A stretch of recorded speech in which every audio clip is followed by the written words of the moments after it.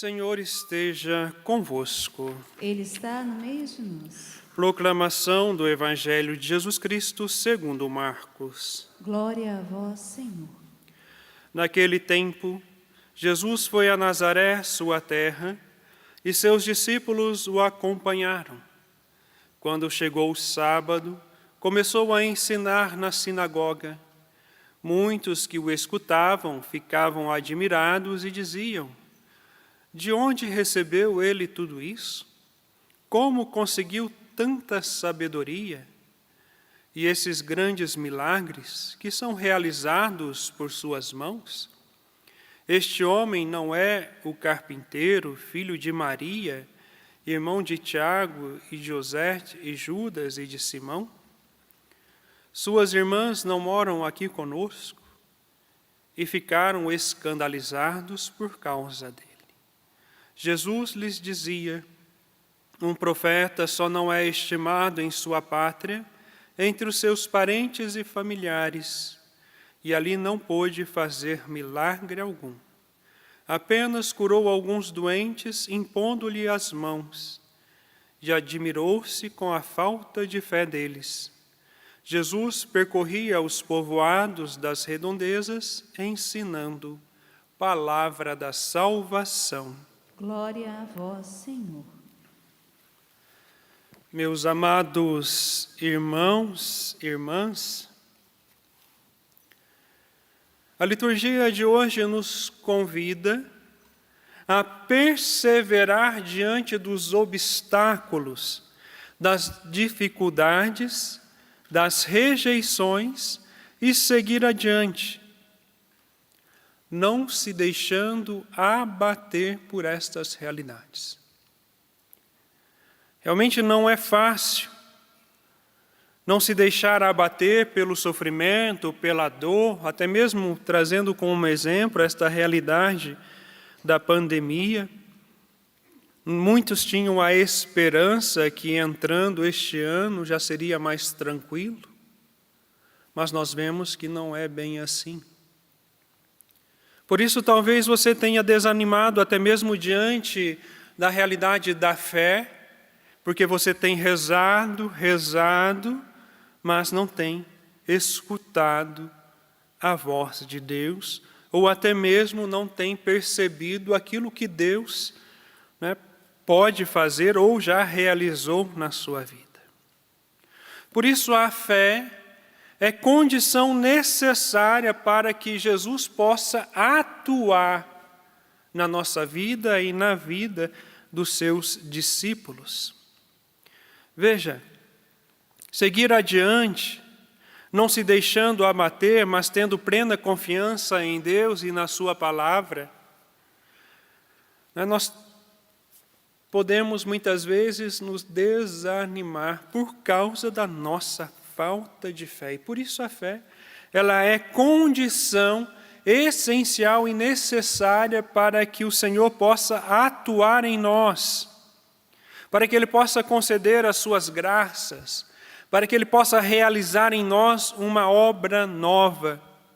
Veja, por exemplo, Jesus não pôde realizar nenhum prodígio, nenhum milagre ali na sua terra, por causa da falta de fé daquele povo. A própria palavra de Deus nos diz: não pôde fazer ali milagre algum. Depois estava admirado com a falta de fé daquela gente. Como está a nossa fé, meus amados irmãos, em meio a tantas realidades que hoje nós vivemos? Como está a sua fé diante do sofrimento, diante da dor, diante das desilusões, diante das perseguições, diante das contradições que hoje o mundo vive? Porque, olhando para a realidade do mundo, estão jogando ralo abaixo a lei universal, ou seja, a lei natural do ser humano. Seja a biologia, seja a física, seja o que for. Porque quando se joga ralo abaixo, a moral cristã católica se dá abertura para viver todo tipo de imoralidade, sem trazer o peso na consciência. Pensam assim, os loucos. Mas quando se joga a moral cristã católica ralo abaixo, logo nós vemos as consequências. A falta de fé, que leva ao distanciamento de nosso Senhor Jesus Cristo, que leva ao pecado, e desta forma nos separamos da graça de Deus. Por isso a fé, ela é essencial para que Deus possa realizar em nós as suas obras e derramar sobre nós a sua graça. Assim como Jesus não pôde realizar prodígios ou milagre algum ali na sua terra, pela descrença daqueles que o conheciam, na nossa vida também não é diferente. Nós precisamos buscar a confiança em Deus, buscar uma fé viva e verdadeira, e para isso é necessário um encontro real e verdadeiro com nosso Senhor Jesus Cristo. Quando nós olhamos para o Evangelho de hoje, ele nos revela que os contemporâneos de Jesus não deram abertura para que ele operasse inúmeros milagres em sua terra. Da mesma forma, para Cristo desempenhar sua missão, ele precisa do nosso consentimento. Se eu não dou abertura para Cristo agir em mim, se eu não abro as portas do coração para a fé e para a ação de Cristo, Ele não vai me violentar, fazer com que eu aceite algo que eu não quero. Ele não fere a liberdade humana. Ele não se impõe ao povo de Nazaré e também não nos obrigará a receber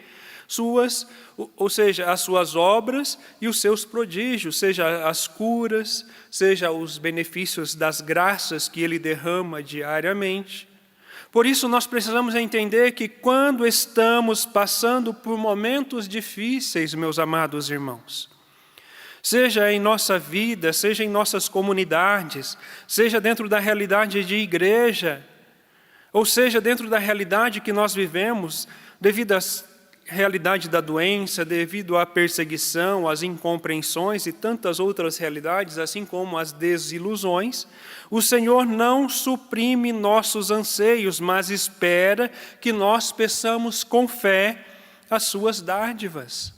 Ele espera que nós o buscamos e peçamos com confiança as graças que nós necessitamos.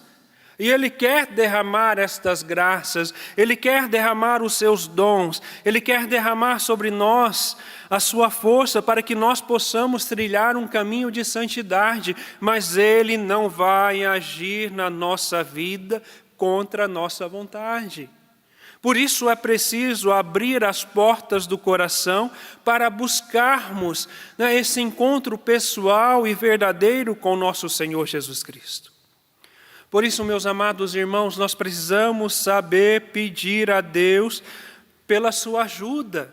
Precisamos recorrer a Deus, suplicando a sua ajuda, sem cessar, concedendo a Ele, ao nosso Senhor Jesus Cristo, esta abertura, ou seja, concedendo a Ele o espaço para que Ele possa habitar em nossos corações, para que Ele possa nos conduzir a superar as trágicas experiências da nossa vida. E desta forma, meus amados irmãos, Ele se faz presente e sua graça é derramada sobre nós de forma superabundante. A sua graça é derramada, e ela vai superabundar através de nós. Nem sei se essa palavra está correta, mas é isso, porque a partir do momento que nós nos abrimos à graça do Espírito Santo, quando nós abrimos ao Senhor Jesus, Ele habita em nós, derrama sobre nós os seus dons, os seus carismas, tudo aquilo que é necessário para a nossa santificação, e assim Ele transbordará através de nós, nos levando a viver uma experiência nova da graça do batismo no Espírito Santo, para que nós possamos ser canais de graça para os outros, através do nosso testemunho de vida. Veja, o autor da carta aos Hebreus, ele recorda-nos que podemos parar nas aparências contrárias e não reconhecer as intervenções de Deus na nossa vida e na vida do mundo. Quando nos encontramos no meio de provações que nos parecem incompreensíveis e mesmo absurdas, ficamos inquietos e facilmente sucumbimos à tentação contra a fé, por causa da desesperança, porque nós paramos naquilo que nos leva a viver de forma contrária à fé, devido à nossa falta de confiança ao nosso Senhor Jesus Cristo. Por isso, a palavra de Deus nos ajuda a permanecer fiel à nossa fé.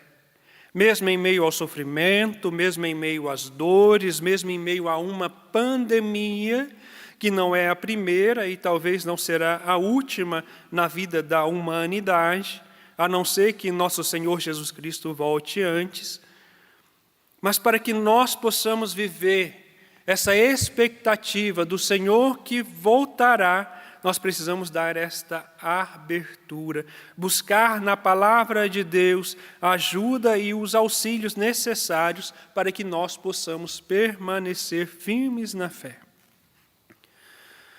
A palavra de Deus não nos dá respostas diretas para cada caso de sofrimento humano, mas nos convida a reencontrar aquela atitude filial que nos momentos de dor nos permite reconhecer a mão de Deus, a mão de um Deus que é Pai e Pai das misericórdias, que é acima de tudo, Pai. Não pai aos modelos da paternidade que hoje muitos vivem por aí, que não estão nem aí com seus filhos, que entregam a educação dos seus filhos, o celular, né, e a partir disso vem tantas outras consequências, né? Mas um pai que ama e corrige, um pai que não quer o sofrimento do ser humano, mas a partir das escolhas que nós fazemos, a partir da nossa fragilidade humana, Ele utiliza do sofrimento para que nós possamos amá-lo mais. Ou seja, os sofrimentos que nós vivemos em meio a tudo, ou seja, em relação à nossa vida humana aqui neste plano, são provações que nos levam a nos experimentar no amor a Deus. Se eu busco viver a fé, se eu busco viver esta abertura de coração para que nosso Senhor Jesus Cristo possa habitar em mim e me conduzir, os sofrimentos serão um meio de santificação para cada um de nós.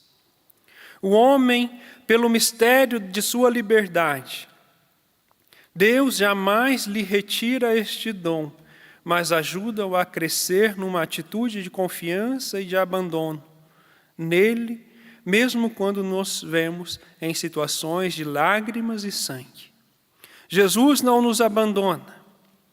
Por mais que aparentemente, diante do sofrimento, Deus possa aparentar-se distante de nós, Ele está ao nosso lado e nos dá as forças necessárias por meio da graça do Seu Espírito Santo para que nós possamos permanecer fiel e unirmos o nosso sofrimento ao sofrimento de nosso Senhor Jesus Cristo, o Filho predileto, santo e inocente.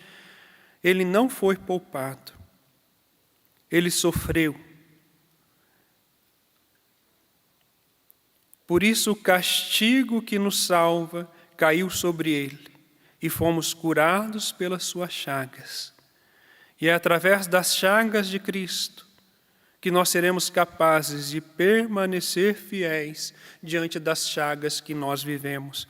diante do sofrimento, diante da dor, diante do abandono, diante do fracasso, diante da questão de doença, diante dessa realidade de pandemia. Não há provação tão dolorosa que não nos permita lançar sobre ele o nosso olhar, para que nós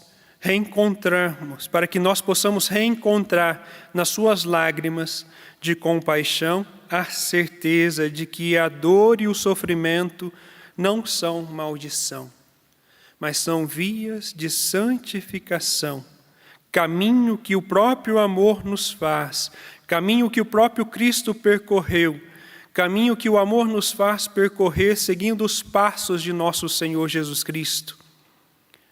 Não podemos compreender humanamente o sofrimento, mas Deus é Deus, e diante dele, diante dos seus insondáveis caminhos, há apenas que assumir uma atitude de adoração e de fé e confiar que para ele nada é impossível.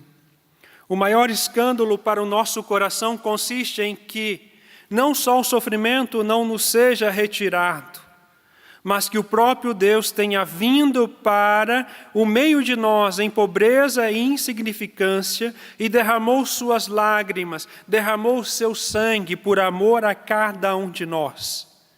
A carta aos Hebreus já nos disse como Jesus quis aprender a obediência pelas coisas que sofreu, quis conhecer aquela educação dolorosa que nos é necessária, o sofrimento, porque a partir do momento que soubermos viver o nosso sofrimento, olhando para o sofrimento de Cristo, nós seremos elevados à santidade de vida e a termos um olhar diferente para estas realidades. Quando nós vivemos este momento de dolorosa educação, estamos unidos. Veja bem, quando nós sofremos, nós estamos unidos ao sofrimento de Cristo e podemos crescer muito no seu amor. Não olhe para o sofrimento como um castigo, não olhe para o sofrimento como um peso desnecessário, mas veja, ofereça-o junto ao sofrimento de Cristo, para que nós possamos juntos com Ele percorrer este amor que nos salva. Louvado seja o nosso Senhor Jesus Cristo.